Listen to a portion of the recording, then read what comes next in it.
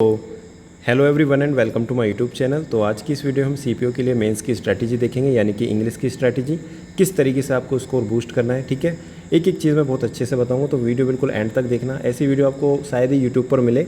ये मैं proud feel नहीं कर रहा, लेकिन मैं बता रहा हूँ काफ़ी मेहनत लगी है, काफ़ी सोचा है, तो थोड़ा इसको ध्यान से समझना। ठीक है, एक वीडियो में आपका सब कुछ क्लियर हो जाएगा। और लास्ट में बताऊंगा किस तरीके से आपको डेली टारगेट्स फॉलो करने हैं। मैं टारगेट सीरीज़ भी लॉन्च करूंगा। ठीक है, क्या चीज़ कैसे करनी है तो अच्छे से समझो। देखो, अगर आप मेंस की तैयारी कर रहे हो, सबसे पहले आपको पता होना चाहिए कि आपका लेवल क्या है। जैसे कि आपने प्री का एग्ज़ाम दिया, काफ़ी लोगों का स्कोर डाउन रहा होगा, काफ़ी लोगों को डर लग रहा होगा कि यार मेरा कितना आएगा कि मैं प्री की क्लियर कर पाऊँगा, जो मेंस की तैयारी करूँ या नहीं करूँ। ठीक है, लेकिन जब आप मेंस की तैयारी करने आए हो, यानी कि जब ये वीडियो देख रहे हो, इसका ये है कि कहीं ना कहीं आपके मन में है कि मैं मेंस की तैयारी करूँगा। अगर आप मॉक देते हो, जैसे कि आपने इंग्लिश का मॉक दिया मेंस का, अगर आपका 100 से नीचे स्कोर आता है, इसका आप वीक स्टूडेंट हो, यानी आपकी इंग्लिश वीक है। 100 से 50, 50 के बीच में अगर आपका स्कोर आ रहा है, इसका आप एवरेज स्टूडेंट हो। ठीक है, अगर 150 प्लस आ रहा है, इसका आप सही है। ठीक है, आपको इंग्लिश आती है, लेकिन कहीं ना कहीं आपका कुछ ना कुछ लूप होल है। अब देखो, गैप फिलर का ये होता है, जैसे कि मान लो आपने प्री में स्कोर किया 150। अब आपका एम है कि मुझे दिल्ली पुलिस चाहिए, और दिल्ली पुलिस की कट ऑफ मान लो जनरल की 340 जाती है, 330 जाती है, तो आपके माइंड में आएगा यार 330 के लिए कम से कम मुझे 180 स्कोर करना पड़ेगा, या 150 मेरा रो स्कोर है, क्या पता ये 5 नॉर्मलाइज हो के एक 155 हो जाए, तो 175 भी अगर मैं करूँगा तो भी मेरा सिलेक्शन हो जाएगा दिल्ली पुलिस में, या 180 मुझे करना पड़ेगा। यानी मेरा टारगेट रहेगा कि मुझे 180 लेकर आना है। यानी आप माइंड सेट बना लोगे कि मुझे 180 इंग्लिश में लेकर आने हैं। बहुत से लोगों की कैटेगरी होगी, यानी कि रिजर्वेशन होगा, अगर उनका स्कोर 130 है, ठीक है, उनको लग रहा होगा कि यार 180 लेकर आऊँगा तो भी मेरा सिलेक्शन हो जाएगा यार, या SC ST कैटेगरी की या रिजर्वेशन है, आपका स्कोर 160 है, ठीक है, 165 है, आपको लग रहा होगा यार 150 भी आ जाए तो भी मेरा काम चल जाएगा, है ना। तो सबका अलग अलग है, सबका कि एम अलग है। ठीक है, सबका गैप अलग है, किसी का गैप ज़्यादा होगा, किसी का गैप कम होगा, जिसका गैप ज़्यादा होगा उसको ज़्यादा टाइम लगेगा। ठीक है, तो आपको क्या करना है, गैप फिल करना है। अब गैप फिल करने के लिए आपके पास टाइम होना चाहिए, आपके पास रिसोर्स होने चाहिए, आपके पास डायरेक्शन होनी चाहिए, तो वो सब चीज़ मैं बताऊंगा। तो सबसे पहले आपको क्या करना है, चेक योर लेवल, अपना लेवल जानना है यार मैं किस लेवल पे हूँ। उसके बाद देखो, ये सबसे ज़्यादा इंपॉर्टेंट है ये स्लाइड, इसको ध्यान से समझना। अब ऐसा नहीं है कि जैसे आपने अपना लेवल जाना और बुक उठाई, ग्रामर पढ़नी स्टार्ट कर दी और वोकैब याद करनी स्टार्ट कर दी, आपको ये देखना है यार वोकैब में कितने क्वेश्चन किस टॉपिक से आते हैं। ऐसा नहीं कि वोकैब में आप 20 डेली आप सिनोनिम याद कर रहे हो, एंटोनिम पूरी लिस्ट बना रहे हो। ठीक है, आपको ये देखना है यार कि किसकी कितनी वेटेज है। तो सबसे पहले हम बात करेंगे वेटेज की। तो देखो, रीडिंग कॉम्प्रिहेंशन, ये जितना भी मैंने लिखा है 70, 101 और 29, ये आपका वोकैब का पोर्शन है, ये आपका ग्रामर का पोर्शन है, और ये आपका रीडिंग कॉम्प्रिहेंशन का पोर्शन है। यानी कि ये पैसेज आएंगे 25 नंबर के, यानी एक पैसेज 5 नंबर का, यानी 5 के 5 सेट आएंगे। ठीक है, तो 25 नंबर का आपका रीडिंग कॉम्प्रिहेंशन। इस तरीके से क्लोज टेस्ट भी 25 नंबर का, यानी 2 क्लोज टेस्ट आएंगे 10-10, यानी 10-10 क्वेश्चन, यानी 2 सेट और एक 5 का। पैरा चंबल यानी कि PQRS, ये आपके 20 आएंगे। तो तीनों में आपकी एक तरीके से रीडिंग हैबिट होनी चाहिए अच्छे से, ठीक है, अंडरस्टैंडिंग होनी चाहिए, तो इसलिए ये 70 क्वेश्चन आएंगे। तो आपको पता चलेगा यार 70 नंबर का जो आएगा वो रीडिंग कॉम्प्रिहेंशन का पार्ट आएगा, यानी मुझे डेली रीडिंग करनी है, तो ये भी मेरे लिए इंपॉर्टेंट है। और यही चीज़ आपको 90% बंदों से आगे लेकर जाती है, जो लास्ट में जब आपका स्कोर 160 तक पहुंच जाता है, 160 या 70 तक, जहाँ दिक्कत आती है वो इसी टॉपिक में आती है। ठीक है, इसके अलावा बात करते हैं ग्रामर की। तो देखो, ग्रामर में एक्टिव पैसिव और डायरेक्ट इनडायरेक्ट दोनों 50 नंबर के आते हैं, यानी 25-25 क्वेश्चन आते हैं। सबसे इजी टॉपिक है और सबसे ज़्यादा स्कोरिंग टॉपिक है। अगर वीक स्टूडेंट है तो भी आप इसको अच्छे से पढ़ोगे तो भी आपका स्कोर 50 आउट ऑफ 50 आ जाएगा। क्लियर। एक दो क्वेश्चन आपको कहीं ना कहीं ऐसे लगेंगे थोड़े यूनिक है, तो उनको आपको क्या करना है, जब आप डेली प्रैक्टिस करोगे ना, मैं आगे बताऊंगा, जब डेली प्रैक्टिस करोगे आपको पता चलेगा यार ये वाला जो क्वेश्चन है थोड़ा यूनिक है, तो उसको आप मार्क करके रखोगे और उसको बार बार रिवाइज करोगे, उसको समझोगे, इसमें ये टेक्निक लगी है। ठीक है, ये सभी चीज़ें आपकी हो सकती हैं। तो इस पे फोकस करना है कि अगर मेरी इंग्लिश वीक है तो 50 नंबर मेरे यहाँ से आएंगे। आपको एक एक नंबर यहाँ से चुनना है कि मैं किस टॉपिक से कितने नंबर गेन कर सकता हूँ। क्लियर, इसलिए मैंने ये टॉपिक दिखाए हैं तुम्हें। अब बात करते हैं क्लोज कॉमन एरर कभी 19 आ जाते हैं, कभी 20। अगर 20 आते हैं तो ये 22 आता है, यानी कि सेंटेंस इंप्रूवमेंट। दोनों एक तरीके से एरर के ही पार्ट हैं, थोड़ा थोड़ा डिफरेंस है। तो दोनों में ग्रामर का यूज़ होता है, जो भी आपने चैप्टर्स पढ़े हैं, चाहे वो नाउन, एडजेक्टिव, एडवर्ब जो भी हो। तो 19 क्वेश्चन आते हैं और इसमें 23 क्वेश्चन आते हैं। इनकी आपको कहाँ से प्रैक्टिस करनी है देखो आगे बताऊंगा, लेकिन ये ध्यान रखना कि इसमें जो गलतियाँ होती हैं वो भी आपकी जो स्पेशल रूल होते हैं उनमें गलतियाँ होती हैं। ठीक है, अभी हम धीरे धीरे ग्रामर के टॉपिक है सभी देखूंगा, इसलिए मैं यहाँ पे नहीं बता रहा। ठीक है, सभी देखेंगे। दूसरा फिलअप, ठीक है, फिलअप के 9 क्वेश्चन आते हैं। तो फिलअप में कई बार क्या होता है, फ्रेजल वर्ब से क्वेश्चन गलत होगा, या तो आपका वोकैब से रिलेटेड आएगा तो क्वेश्चन गलत होगा। मोस्टली ग्रामर से आते तो आप कर देते हो, है ना। इसी तरीके से वोकैब की बात करें तो वोकैब में one word substitution, idiom phrase, सबसे ज़्यादा गलतियाँ होती हैं ईडियम फ्रेज में। पता नहीं चलता सीपी में यार क्वेश्चन कहाँ से पूछे जा रहे हैं ईडियम फ्रेज के, ना। लेकिन वन वर्ड सब्स्टिट्यूशन आपके हो जाते हैं। सिनोनियम में भी मतलब क्लियर हो जाता है क्वेश्चन, और जो रॉन्ग स्पेल्ड है वो भी हो जाता है, लेकिन एंटोनियम में भी दिक्कत आती है, ठीक है। ये कहीं ना कहीं आप फेस कर रहे होगे। जो 150 प्लस स्कोर कर रहे होंगे ना, उनको पहले ही पता होगा, या जो दूसरी बार एग्जाम दे रहे हैं, तीसरी बार दे रहे हैं, उनको ये सभी चीज़ें पता होंगी कि ये कहीं ना कहीं दिक्कत करती हैं। तो कुल मिला के आपको ये मैं इसलिए दिखा रहा हूँ, आपको ये पहचाना मेरा वीक टॉपिक कौन सा है और एग्जाम में कितने क्वेश्चन किस टॉपिक से आते हैं, मुझे पता होना चाहिए। ऐसा नहीं कि मैं 1 घंटा डेली का सिनोनियम को दे रहा हूँ, ठीक है, साइनोनियम को मैं 1 घंटा दे रहा हूँ, जबकि उससे सिर्फ 3 क्वेश्चन आ रहे हैं और मैं वन वर्ड सब्स्टिट्यूशन पढ़ ही नहीं रहा, ठीक है। फिलअप को मैं पूरा टाइम दिए जा रहा हूँ, मैं फ्रेजल वर्ब दबा के याद कर रहा हूँ, लेकिन उससे पहले मैंने एरर और सेंटेंस इंप्रूवमेंट ठीक ही नहीं किए, ठीक है, ये पता होना चाहिए। इसके अलावा बात करते हैं अब स्ट्रैटेजी की, ठीक है। अब टॉपिक वाइज यानी कि ग्रामर में क्या करना है, वोकैब में क्या करना है, रीडिंग कॉम्प्रिहेंशन में क्या करना है, अच्छे से देखेंगे, ठीक है। तो सबसे पहले बात करते हैं हम ग्रामर की। ग्रामर 50% आती है पूरी, मतलब कि 101 नंबर के आपके जो क्वेश्चन आते हैं वो ग्रामर से आते हैं, यानी कि कम से कम 50% ग्रामर आ रही है, ठीक है, मेंस में।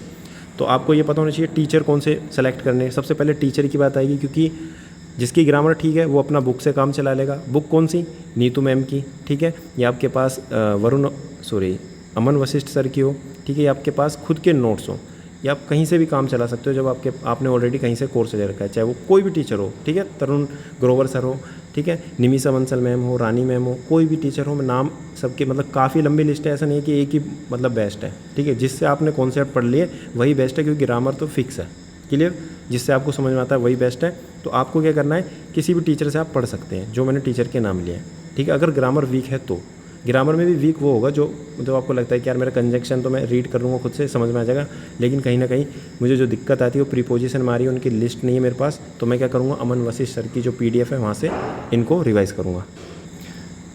तो जब आप टीचर सेलेक्ट कर लोगे, या अपनी बुक सेलेक्ट कर लोगे, या अपने नोट्स, किसी से भी पढ़ सकते हो, ठीक है। अब देखो पढ़ने का तरीका क्या होगा, डेली टारगेट से होंगे, ठीक है, इसको ध्यान से समझना। 2 तरह के स्टूडेंट होंगे, एक वो जिनको लग रहा है यार मेरे मतलब ग्रामर वीक है, ठीक है, मुझे टॉपिक वाइज एक बार दोबारा से रिवाइज करने की जरूरत है। एक बार मैं नाउन भी पढ़ूंगा, एडजेक्टिव भी पढ़ूंगा, उनके टॉपिक वाइज क्वेश्चन भी करूंगा, ठीक है, रिवीजन भी हो जाएगा इसी तरीके से। बहुत से ऐसे हैं स्टूडेंट जिनके ऑलरेडी नोट्स बने हुए हैं, उनको पहले ही उन्होंने फ़िल्टर कर लिया प्री में कि यार ये वाले नोट्स मैंने पढ़ रखे हैं और इनमें जो स्पेसिफिक रूल है ये मैं बार बार भूलता हूँ, ठीक है, आप समझ रहे होंगे, ठीक है, जिन्होंने तैयारी करी अच्छे से। तो आपको क्या करना है, अलग तरीके से पढ़ना है, और जो वीक स्टूडेंट है उनको अलग तरीके से पढ़ना है। तो 2 स्टेज होंगी, पहली स्टेज चैप्टर वाइज और दूसरी टॉपिक वाइज। देखो चैप्टर वाइज का मतलब ये है, जैसे कि आपको लग रहा है मेरी ग्रामर वीक है, तो आप टारगेट रखेंगे कि आज नाउन पढ़ूंगा, ठीक है। अब नाउन कैसे पढ़ूंगा, आप अगर ज़्यादा वीक फील कर रहे हो तो आप टीचर का यूज़ करोगे, ठीक है, किसी टीचर की वीडियो देखोगे, टाइम तो लगेगा, ठीक है। अगर वीक, मैंने पहले कहा था गैप जितना ज़्यादा होगा उतना ज़्यादा टाइम लगेगा, और उतना ज़्यादा आपको डेली रूटीन में टाइम देना पड़ेगा, इसलिए रूटीन सबका अलग होगा, अपने अकॉर्डिंग होगा। तो टीचर कोई भी यूज़ कर सकते हो, ठीक है, मतलब किसी को भी प्रेफर कर सकते हो, किसी की भी वीडियो देख सकते हो जो मैंने बताए थे अभी। इसके अलावा अगर आपको लगता है कि नहीं वीडियो के अलावा मैं बुक से ही काम कर सकता हूँ, क्योंकि मैंने एक बार थोड़ा बहुत समझा है, तो कोई भी बुक आप यूज़ कर सकते हैं, जैसे कि नीतू मैम की बुक हो गई, ठीक है, अमन वशिष्ठ सर की बुक हो गई, या निमिषा बंसल, या जो भी आपको लग रहा है कि यार ये अच्छी लग रही है बुक, आप उससे पढ़ सकते हैं, ठीक है। लेकिन नीतू मैम की जो बुक है वो सफिशिएंट है, वहाँ से आप एक बार कर सकते हैं, ठीक है, प्रैक्टिस चैप्टर वाइज। इसके अलावा जैसे आपने टॉपिक, जैसे ये चैप्टर वाइज हो गया, ठीक है, इसमें क्या करेंगे, नाउन एक बार पढ़ेंगे यहाँ से या यहाँ से, पढ़ने के बाद आपको क्या करना है, पिनेकल, किरण, जो भी आपके पास बुक है, प्रियोश ईयर, वहाँ से आप टॉपिक वाइज क्वेश्चन करेंगे, ठीक है। मतलब कि टॉपिक वाइज पहले किससे करना है, नीतू मैम की बुक से या जहाँ से भी आप पढ़ रहे हैं वहाँ से कर लिया, फिर उसके बाद यहाँ से टॉपिक वाइज करेंगे। एक बार और अगर आपको क्लैरिटी नहीं आई तो एक बार और समझाता हूँ, ठीक है, मुझे कहीं ना कहीं लग रहा है क्लैरिटी नहीं आई। जैसे मान लो आप चैप्टर वाइज करेंगे, ठीक है, चैप्टर वाइज में क्या करना है, कोई भी वीडियो देखनी है अगर आप ज़्यादा वीक हैं, या बुक से पढ़ना है। बुक से आपने मान लो नाउन पढ़ा, ठीक है, नाउन पढ़ने के बाद आपने उसके पीछे के जो क्वेश्चन है 25-50 जो भी हैं वो आपने प्रैक्टिस कर लिए, फिर आप एडवर्ब पढ़ेंगे, एडवर्ब पढ़ लिया, फिर उसके क्वेश्चन करेंगे। इस तरीके से आपने जब ग्रामर कंप्लीट कर ली, यानी आपने चैप्टर वाइज कंप्लीट कर ली, ठीक है, फिर आप टॉपिक वाइज करेंगे। टॉपिक वाइज करने के लिए आप पिनेकल या किरण, इन दोनों में से किसी बुक का आप यूज़ कर सकते हैं। इसमें ये मत सोचना ये वाली बेस्ट है ये वाली बेस्ट है, दोनों में प्रीवियस ईयर क्वेश्चन है सेम है, किसी में कम किसी में ज़्यादा, ठीक है। आपको क्या करना है, इन दोनों में किसी भी बुक का आप यूज़ कर सकते हैं। फिर टॉपिक वाइज कैसे पढ़ना है कि आपको डायरेक्ट टारगेट रखना है कि यार आज मैं 100 एरर करूँगा, फिर अपनी एफिशिएंसी देखनी है, अपनी कैपेबिलिटी देखनी है कि यार मैं एक दिन में 100 एरर कर पा रहा हूँ या 150 करूँ या 200 करूँ या 50 ही कर पाता हूँ मैं बहुत ज़्यादा से लो, क्योंकि मुझे एक एरर करने के बाद आंसर भी देखना होता है पीछे, ठीक है। तरीके होते हैं अलग अलग, वो धीरे धीरे आप समझोगे, टारगेट सीरीज में बताऊँगा, ठीक है। तो इतनी बात आई समझ में। अब बात करते हैं वोकैब की।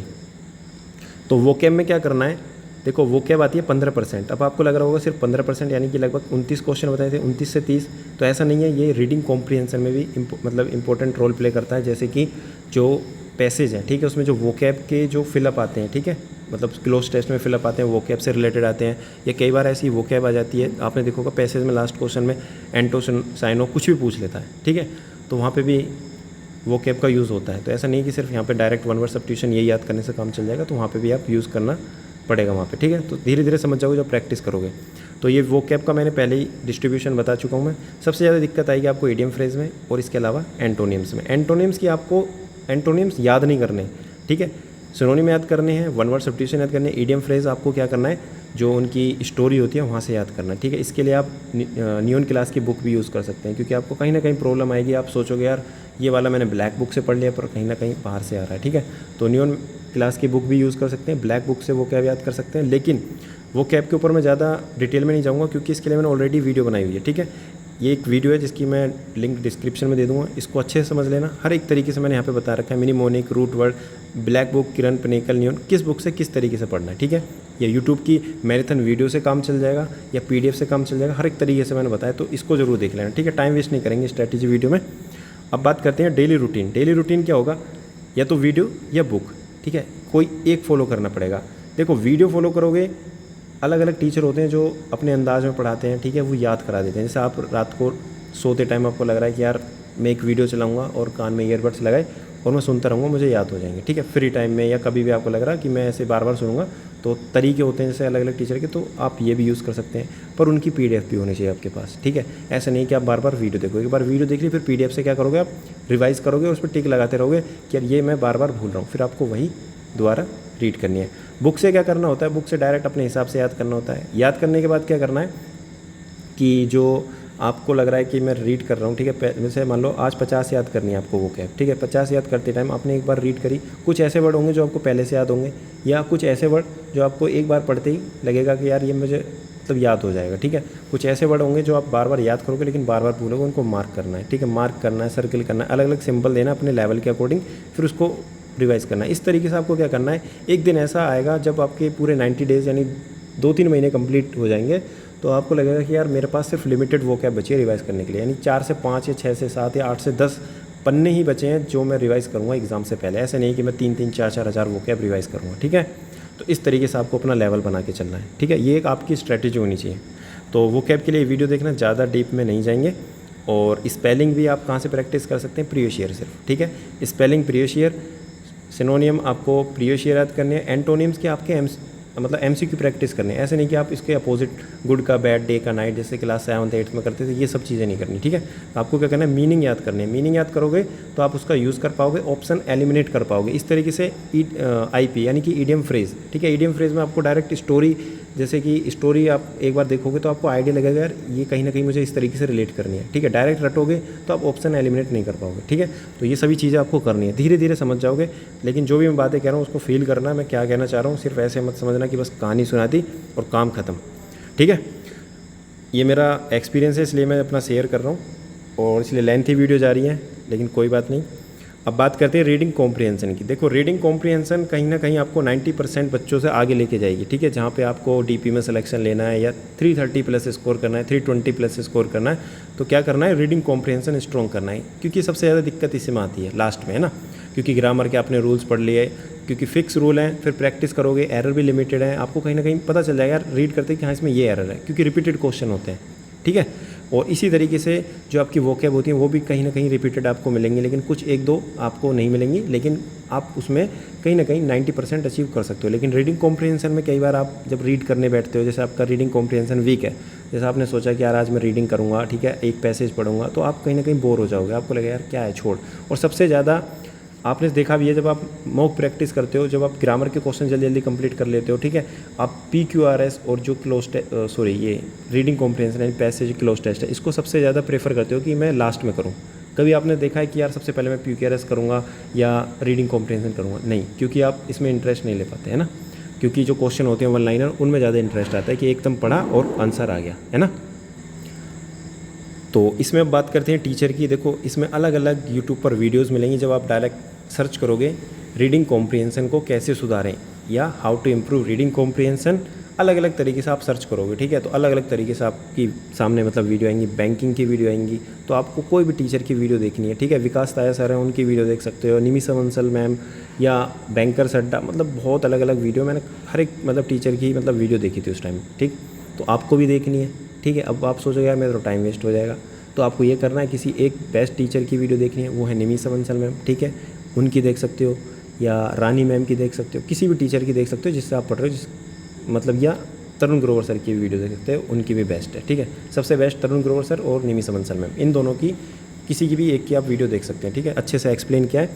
और एक वीडियो आपको ये भी देखनी है, जैसे कि आप जब रीडिंग कॉम्प्रिहेंशन में क्वेश्चन करेंगे तो टाइटल और टोन, ठीक है, ये भी आते हैं। इसमें भी दिक्कत आएगी आपको एक टाइम पे आकर, ठीक है। जब एक आपका लेवल बनेगा ना तो आपको समझ में आएगा यार ये वाले क्वेश्चन भी गलत होते हैं ना।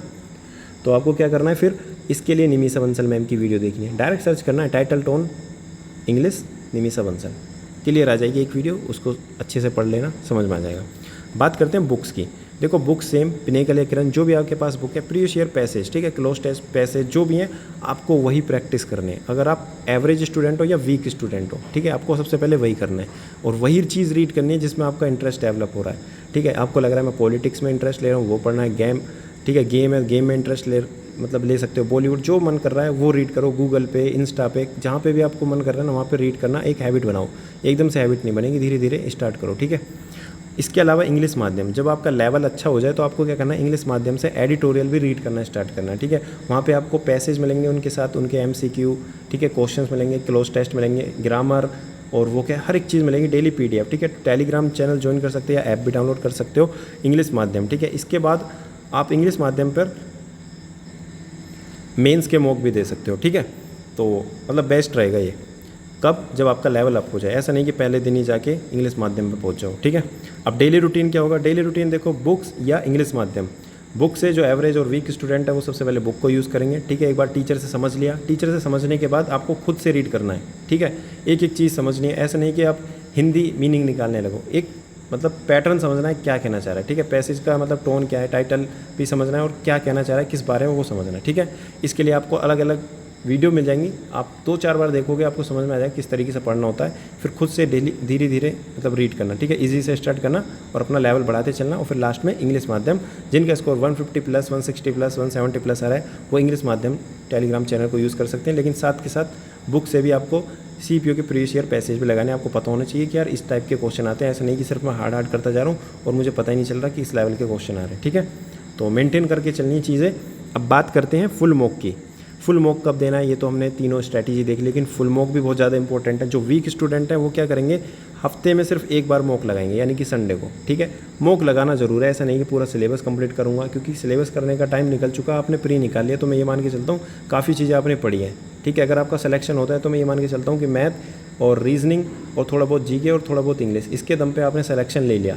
लेकिन अगर आपकी इंग्लिश वीक है तभी आप वीक हो, तो आप क्या करेंगे, हफ्ते में एक बार मॉक लगाएंगे। जो एवरेज स्टूडेंट है वो हफ्ते में 2 बार, और जो अच्छे हैं जिनका स्कोर 150 प्लस 160 प्लस आ रहा है वो हफ्ते में 2 बार लगाएंगे। लेकिन एक मॉक वो इंग्लिश माध्यम का भी लगा सकते हैं, ठीक है। तो इतना सा करना है, लेकिन सिर्फ मॉक लगाने से काम नहीं चलेगा। सबसे ज़्यादा इंपॉर्टेंट है एनालिसिस, जो कि सबसे पहले मैंने बताया था गैप फिलर, ठीक है। गैप फिलर क्या होगा, आपको ये चेक करना है कि जो मैं एफर्ट्स मार रहा हूँ, ठीक है, मैं डेली ग्रामर पढ़ रहा हूँ, डेली रीडिंग कॉम्प्रिहेंशन और डेली वोकैब याद कर रहा हूँ, जो भी मैं एफर्ट्स लगा रहा हूँ, जो भी मेरा डेली रूटीन है 8-8, 5-5, 6-6 घंटे जितना भी मैं पढ़ रहा हूँ, क्या वो सही डायरेक्शन में या नहीं है, ठीक है। मैं गैप फिल भी कर पा रहा हूँ कि मैंने सोचा था कि मेरा आज इंग्लिश में 150 स्कोर आएगा, तो मैं इसे 2 महीने में या 3 महीने में 180 तक लेके जाऊंगा। तो मैं जब 1 महीने बाद चेक कर रहा हूँ अपना स्कोर, तो क्या ये 160 या 170 भी हो पाया, या बार बार फ्लक्चुएट कर रहा है, 145 पहुँच रहा है, कभी 155, कभी 160, इस तरीके से। ये आप हर एक चीज़ आपको चेक करनी है, अपने एफर्ट्स जानने मेरे किस डायरेक्शन में जा रहे हैं, ठीक है। आपको अपनी स्ट्रैटेजी चेंज करनी है। आपको लग रहा है कि यार सुबह सुबह मैं उठ के वो क्या याद करता हूँ, मुझसे याद नहीं होती, मुझे नींद आने लगती है, तो मैं उसको दोपहर में याद करूँगा, ठीक है। मुझे सबसे पहले सुबह क्या चीज़ करनी है, मुझे फिर ग्रामर के क्वेश्चन करने। ये सब कुछ आपका अपने ऊपर डिपेंड है किस तरीके से पढ़ना है, ठीक है। अब बात करते हैं सोर्स की। तो सोर्स में क्या करना है, टेक्स्ट बुक और इंग्लिश माध्यम, ठीक है। टेक्स्ट बुक के आपको प्रीवियस ईयर को मतलब पहले मॉक लगाने CGL CPO के, CDS के नहीं लगाने, CDS के वो लगाएगा जिसको लग रहा है कि यार मैंने CPO और CGL और जो मॉक टेस्ट है वो कंप्लीट कर दिए, ठीक है। जिसको लग रहा है कि नहीं मैं थोड़ा एक लेवल का स्टूडेंट हूँ तो CDS का भी लगा सकता है, वैसे ज़रूरत नहीं है, बस मैंने लिख दिया, ठीक है। CGL के 5 साल के और CPO के 5 साल के, ठीक है, या 4 साल के आप लगा सकते हैं। इनके बाद डायरेक्ट आपको टेक्स्ट बुक के मॉक लगाने, 20 Tier 2 के मॉक है, ठीक है।